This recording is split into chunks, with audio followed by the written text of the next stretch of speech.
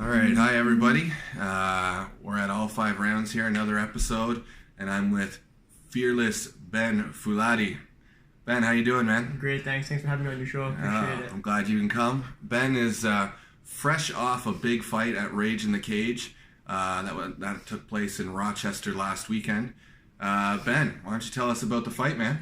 So, it happened on Saturday evening, so I was the third last fight, and one of my training partners, Mark Lefebvre as well, he was main event. Nice. So two of us, we came from Ottawa Academy of Martial Arts. We came to Rochester, New York for Rage in the Cage, so that was the promotion. And we both had a title fight. So Mark Lefebvre fought at 145 for the title. I fought at 135 for the bantamweight title. Solid. And we both got the wins. I finished my opponent in the second round, and Mark solidified his in the first round with less than 10 seconds. Wow. Okay. Well, shout out to Oama. Oama doing big things on the international scene. I know Ben. I've trained with Ben numerous times in the past. Ben, why don't you tell us how you first started getting into martial arts, man? So I started off in high school. So in high school, I was a bit of a little troublemaker, let's just say. Okay. Always a class clown, trying to get everyone to look at me, see what I'm doing. And my principal, he was a new principal at my high school at St. Pete's, and that's just in Orleans and Ottawa. And first day, he's getting introduced in the mass, and I get pulled into the office. And so he goes to me, he's like, you think you're a tough guy first day? He's like, well, I'm going to start an after-school boxing program. He's like, come try it out if you think you're tough. Nice. I was like, oh, let's give it a shot, see how it goes. Yeah. First day I go try it out, then we start putting on the gloves, and then he makes me spar against a big guy. I said, yeah, I'll spar anyone, and got dropped in like 2 punches. And then, then after that I got up, and I was like, let's keep going. And he's like, no, stop. And that's when I was like, I fell in love with it. I was like, wow, the rush. Even though I fell and I got hit hard, I was just like, gotta keep doing it. And ever since then, started from grade 9 into graduating. More just of a hobby, and then I started watching UFC, and I was in Scotland, and I'll never forget that. And I watched the first Ultimate Fighter when Forrest Griffin and Stephen Bonner fought. Oh, classic Fight. And it was a bloodbath, and I was like, wow. I was like, I love grappling, I love wrestling. I'm not a big guy, but I feel I've got heart, and I could just keep going. And ever since I watched that fight, I was like, you know what, I want to give it a shot. And ever since then, I've just been in love with the sport. Yeah, man, and it's super addictive, which I can attest to. And it's such a great way of life, I find, too. Something you immerse yourself in, and you get compelled to want to continue to excel at it and stuff. And absolutely. So starting with boxing, how did you find then that your boxing translated into MMA? So when I first started, and then after I finished boxing, I started with a small gym called Coalition Martial Arts, and I started utilizing the Brazilian Jiu-Jitsu, because at first they were with, I believe it was Canadian Top Team. I can't remember which affiliation they were with. Okay. Brazilian Top Team Canada, sorry. Okay. And after that I left them, and I went to Team Bushido, and that's when I really got into the mixed martial arts grappling aspect. So with Nabil, he was an amazing coach. Shout out to Nabil. Shout out to Nabil, definitely. Yeah. He brought out the fire in me, like he showed me how to use heart, and I feel a lot of coaches, they can't really bring that out of a student or a fighter, and he really brought that out of me. Just with the wrestling, the cage work, the grind, and like my first 2 fights in MMA, like I lost both of them. I got submitted, one first in a triangle in the second round, and then the second fight was the third round. I got submitted in an armbar, and like it crushed me. It was upsetting. I had friends and family, and they were like telling me, you should probably stop. It's like, you're 21 years old and you're doing this. If you've already lost twice, you probably shouldn't go anywhere with it. And I was in the back crying, and Nabil's like, why are you crying? Like, let's get back to the grind. And I said, I'm 0-2. Like I'm not going anywhere with it. And he's like, it doesn't matter how much you lose. It's when you quit that matters. And when he said that, I was like, it's true. Yeah. And then I just stuck by it. And then when I had my third fight, I had an even tougher opponent than my first 2. And I won that in the first round by TKO on the first Ottawa Heroes Combat League show, which was huge. Wow. Yeah, no, Nabil definitely has a way with words, and a great coach. Obviously, Canadian MMA pioneer. You can even say Canadian MMA legend. Well known in the Ottawa area. So again, shout out to Nabil. Yeah. That's great. So you went from Bushido, and then you made your way to OEMA. Yes. Okay. So now I'm at Ottawa Academy of Martial Arts. I've been with them for, I believe, going on 4 years now. It's been a huge transition of my my training aspect. So it's made me more hungrier than before. I've put in more time. I've put in more effort. Just the grueling, like the grappling, the wrestling, the striking, and we have the most phenomenal coaches, in my opinion, in Ottawa, and I personally believe that they really focus on the students, like inside the ring but also outside. And Nice. I've gained so much experience and so much love from it, and there's no secret. I just kept putting in the time, kept putting in the work, and now it's showing that the hard work's starting to pay off. Nice, man. Yeah, we have a great group of guys over there. Hammer Hache, shout out to Hammer. And I know Fred Stonehouse, too, is probably a big part of your training. Yep. Both great guys and well-skilled martial artists. So that's great. So you fresh off this win, Rage in the Cage, now the bantamweight champ. What's next for you right now? So after that fight, even a couple days before that fight, I told my coach Hammer that I wanted to start competing more in the jiu-jitsu. So I'm a blue belt currently, and I really want to focus on my purple belt. Okay. So this one I got, the one that I just had was a arm triangle, and it's MMA and it's no gi. So I really want to work on the gi aspect. So I want to really finalize my fine tune my my ground. So right now, I already started training again yesterday. Did 2 sessions, one in the morning of just gi jiu-jitsu, nighttime wrestling. So hopefully in March, there's going to be a ground games in Ottawa. So if you guys are free in Ottawa, you guys can check it out. I should be on the card, and there's going to be a lot of great jiu-jitsu practitioners that are also going to be on the card. Oh, wow. Great, yeah. You're talking about the gi grappling aspect. Do you find that gi grappling translates well into MMA, or do you find that maybe some of the techniques don't, but the overall grappling helps because it's a lot of people would say it's a lot stickier, right? Like there's no slip, there's no slide, there's a little less flow to it in some ways.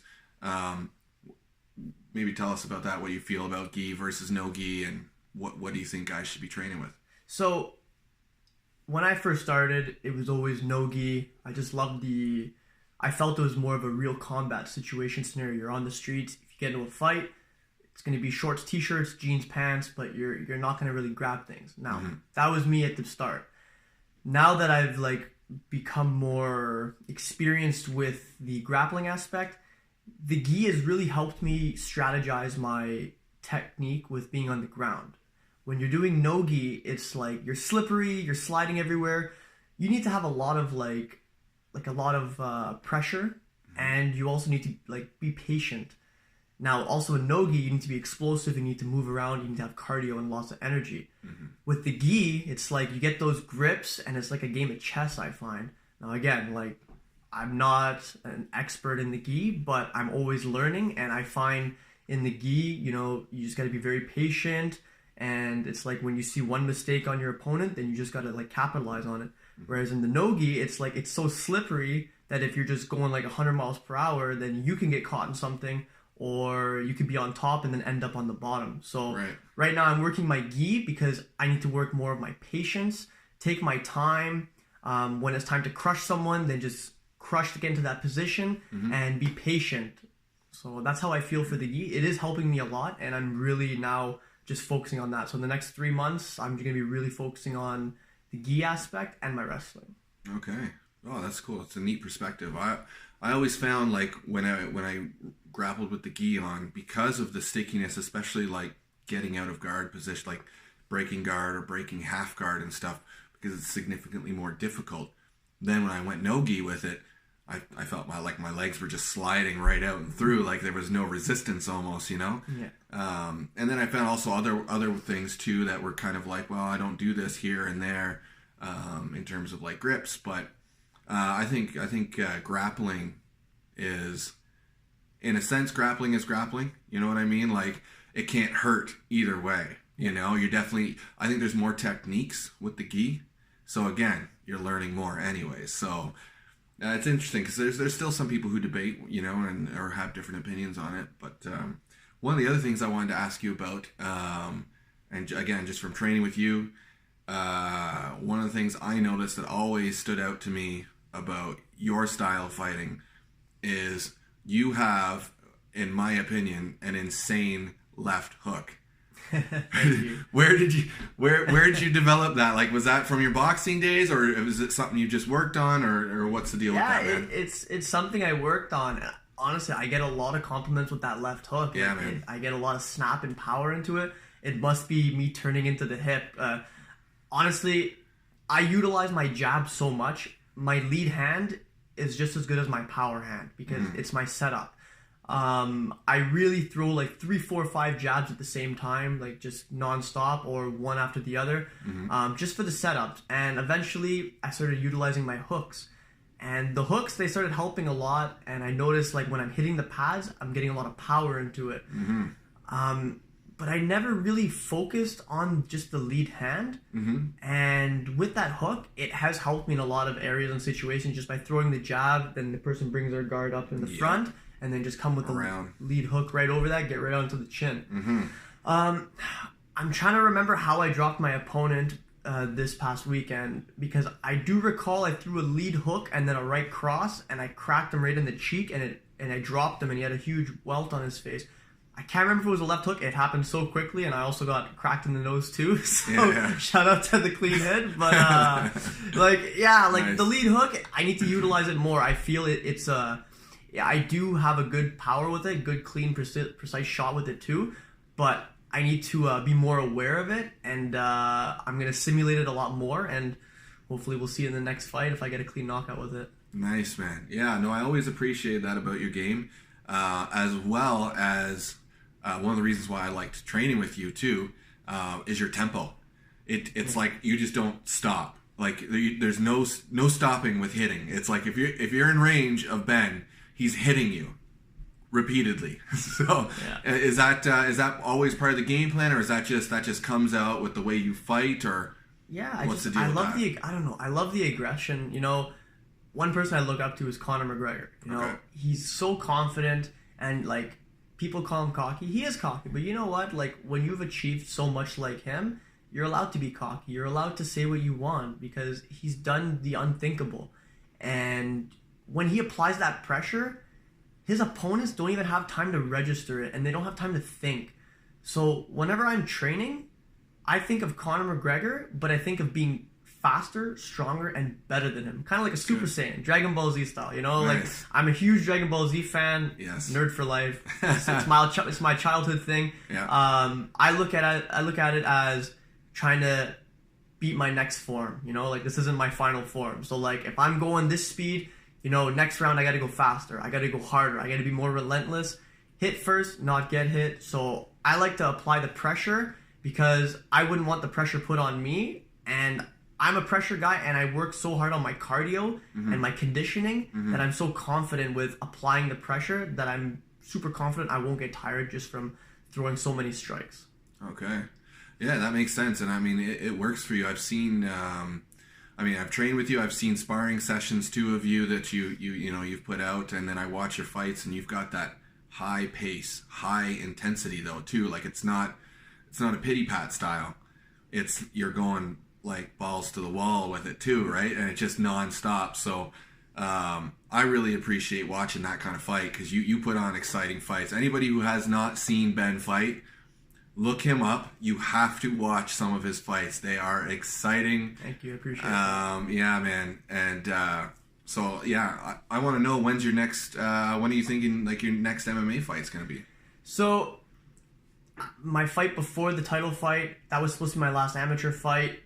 Even though I won it in first round armbar, there was a couple of mistakes that I made. Again, even though I won doesn't mean anything. There is always a way to work for perfection. And me and my coach and my team, we're always trying to perfect our training, our strategy, And any mistakes, there's always a way of learning. So after this fight, I got caught with a right hook because I rocked my opponent. I got excited, and of course the fan got really silent because he was the hometown hero. So I wanted to finish him first in the first. He cracked me hard. I kind of wobbled back, and he started chasing me. But I still got a knockdown on him. I still rocked him a couple times, took his back, landed some good clean shots. I felt I won the round 100%. Second round, he took me down.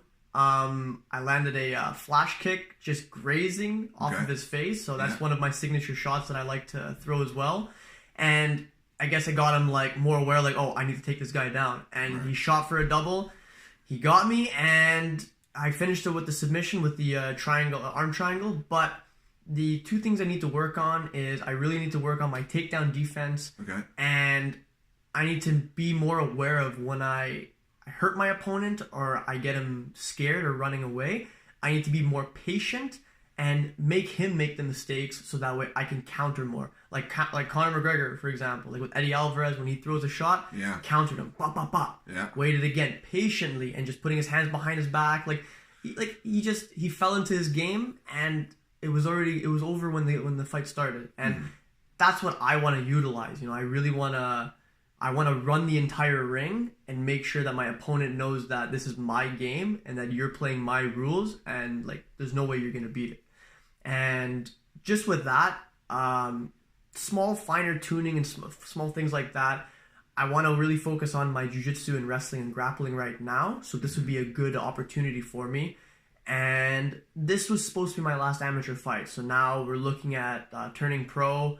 And now, options are always good. So I'm just looking at my options, taking my time. I'm in no rush. I'm 28 years old. I'm fresh. I haven't even hit my prime yet. And I'm just still looking to go higher and higher to the top. Nice, man. Nice. Well, I know there's, an organization, I think, like TKO, who would probably love to have a guy like you put on some really exciting fights. That'd be good for all the fans in Montreal. So, Mr. Petrie, if you're listening, I got a guy right here for you. Is the UFC something that you're interested in one day? Is that like the goal, or is this sort of a thing right now, and maybe maybe something at a different path afterwards, teaching or something? I don't know. What's the thought? UFC has always been my end goal. Since I started, the UFC is the Coke brand, and like Bellator is the Pepsi brand, At the moment, when I first started, UFC was the number one go-to for me, and like I still love UFC. They have phenomenal fighters, always great shows. Dana White always was a great matchmaker too. Bellator, I'm really intrigued with Bellator, how much they've grown, how much they've progressed, and Bellator is like my eye is on them. There's a lot of great up-and-coming fighters, and like I honestly feel that Bellator would be a perfect like spot for me to fit in. And with that bantamweight division, they got a lot of good fighters, and I feel they need a good Canadian bantamweight striker as well. So Bellator is right now, I'm really focused on them. So right now I'm just gonna keep my options open though. And UFC, of course, I would love to fight in the UFC. That's my end goal. Like I have something deep in my heart that I've said to myself from the beginning. UFC is what I want to do. I need to prove something, not just for anything, but for myself. And I want everyone to see that, like I'm just a regular guy, just chasing my goals and chasing my dreams, and like I want to share it with everyone in my city. Ottawa, they need someone to represent, and I want to be that leader. I want to represent Ottawa with like all my heart, all my soul. Nice. And it's not just me who's climbing to the top. Everyone's climbing to the top. Like this belt that I won, I brought it back to Canada. I brought it back to my city, my hometown, my friends, my family, I want to share the love. I just want to give back. Whatever I earn, I want to just give back, and that's it. Wow, man. That's solid. Scott Coker needs to be keeping his eye on you then, and instead of you watching them, because, man, I think wherever you end up, wherever you decide to end up, they're just going to have exciting fights lined their way. Like, I'm here to put on a show. Dude, you do every time. You get me a fight, and I'll put on a show. I know Win, you lose, will. or draw, I'm here to put on a show for the fans. And anyone that's been to my fights, anyone that's seen my fights, they know I'm ready to rock and roll. That's it, man. I know that for sure, too. Well, listen, I want to thank you for coming on the show. This is the first show that I've done with all 5 rounds without Tyler. I know for some of you people who don't know, Tyler passed on January 21st. I've decided to continue to do the show in his memory. I know he's with us watching every time I step on here and do this, so I'm just going to continue to do it. So with that, Ben, thank you so much for taking some time out and talking, man. I really appreciate it. And good luck with all your things. I don't know, you don't need me to say that because you do your thing. So do my thing. I appreciate the love, though. I appreciate everything, and thanks again for having me on your show. It means the world to me. Right on, brother. All right. Take care, everybody. Take care.